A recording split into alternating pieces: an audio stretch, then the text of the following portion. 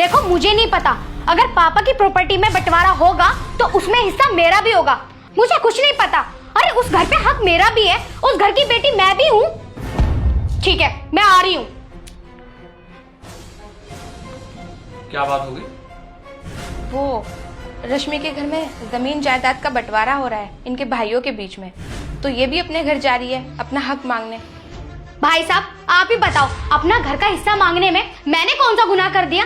हम 3 भाई बहन हैं और मेरे पेरेंट्स के पास 150 बीघा जमीन आ रही है और वो दोनों 75 बीघा रख रहे हैं। अरे क्यों रख रहे हैं वो? अरे मेरा भी तो हिस्सा है, 50 बीघे मुझे भी मिलना चाहिए। और भैया आज के जमाने में 50 बीघे मतलब 50 करोड़। अरे सड़क के किनारे आ रही है हमारी जमीन। बात तो तेरी बिल्कुल सही है। तू कहाँ जा रहा भैया? भैया मैं रश्मि के पास जा रहा था। 2-4 दिन जब तक वहाँ बंटवारा नहीं होता मैं भी वहीं रह लूंगा।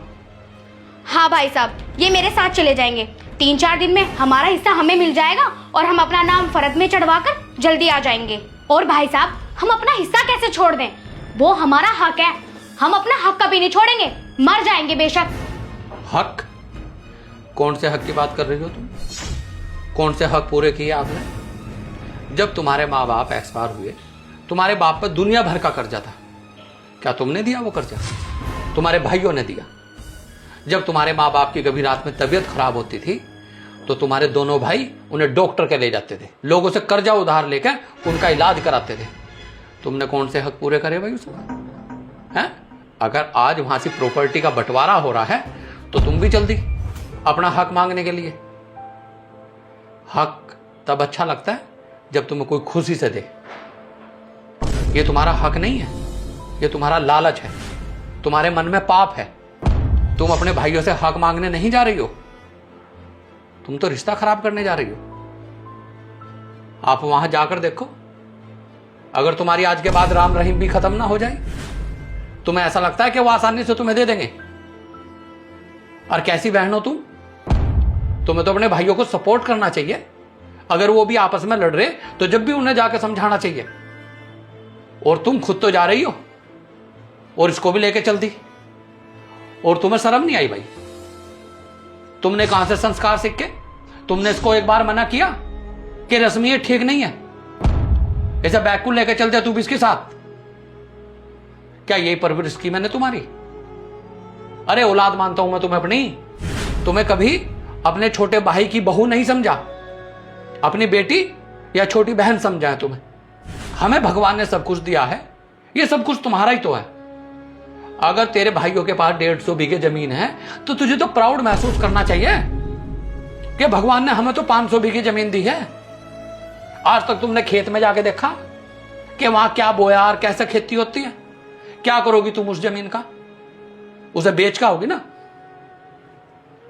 यह हक नहीं है तुम्हारा, यह तुम्हारे अंदर तुम्हारा लालच बोल रहा। और मैं नहीं कहूंगा कि आप जाओ वहां। अगर आप मुझे अपना जेठ समझती हो और तुम अपना भाई समझते हो तो कोई जरूरत नहीं है जाने की। अगर तुम्हें प्रॉपर्टी की इतनी भूख है तो कल तहसील में मेरे साथ चलना। जो मेरे भी नाम है ना वो भी मैं तुम्हारे नाम करा दूंगा। मैं तो ये सोचता हूं कि मैं अपनी खून पसीने की कमाई से तुम्हें सींच के बड़ा किया। तुम्हारे अंदर ऐसी सोच आती कहां से? और तुमने मना नहीं किया इनको एक बार भी? मैंने तो इनको बहुत समझाया था, देवरानी को भी और छोटे को भी, लेकिन जब इन दोनों ने मेरी बात नहीं सुनी तो मैंने कहा तुम्हारी मर्जी है, जैसा तुम्हें अच्छा लगे कर लो। क्यों भाई, इतने बड़े हो गए तुम हैं कि तुम्हें छोटे बड़े का अदब का भी नहीं पता? जब तुम्हारी भाभी ने तुम्हें मना किया फिर क्यों चले तुम इस बैग को उठा के? देख बेटा, अब आगे तुम्हारी मर्जी है, जैसा आपका मन करे आप ऐसा करो। लेकिन हमारा बिल्कुल भी मन नहीं है कि हम वहां का 1 रुपया भी लें। और एक बात और सुनो, बड़ों की मिसाल है कि कभी भी इस तरह के पैसे से आदमी सक्सेसफुल नहीं हो सकता। हो सकता है वो पैसा हमारे घर आए और वो हमारे भी पैसे को लेकर डूब जाए। कल को तुम्हें कोई बीमारी होगी, कोई एक्सीडेंट होगा, कोई आपत्ति आ गई, जब क्या करोगे तुम? भगवान ने तुम्हें इतना अच्छा शरीर दिया है, निरोगी काया दी है।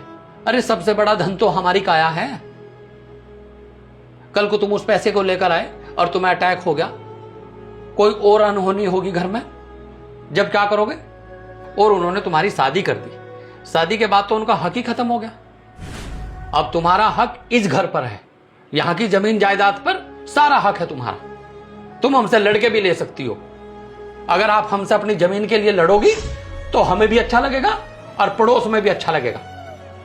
लेकिन अगर तुम अपने भाइयों से जाकर अपना हक मांगोगी तो लोग तुम्हारे मुंह पे थूकेंगे। भाई साहब मुझे माफ कर दो, पता नहीं मुझे में ये लालच कहाँ से आ गया था। मुझसे बहुत बड़ी गलती हो गई और अब मैं नहीं जा रही अपने भाइयों के पास। अगर वो मुझे बुलाएंगे भी तो भी मैं नहीं जाऊंगी और मुझे उनसे 1 रुपया भी नहीं चाहिए।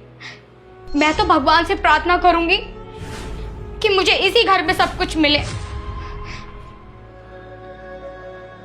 भैया मुझे भी माफ कर दो।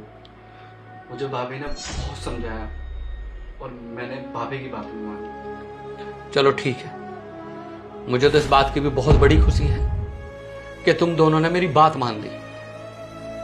और किसी के देने से पूरा नहीं पड़ता, इंसान का पूरा जब पड़ता है जब उसको भगवान देता है। और तुम्हें टेंशन लेने की कोई जरूरत नहीं है। अब तुम एक काम करो, तैयार तो तुम हो ही, और मैं भी थोड़ा फ्रेश हो लेता हूं और फिर हम सब लोग खाना खाना चलते हैं बाहर। और इस बात को भूलने की कोशिश करो कि कहीं तुम्हारे बंटवारे हो रहे।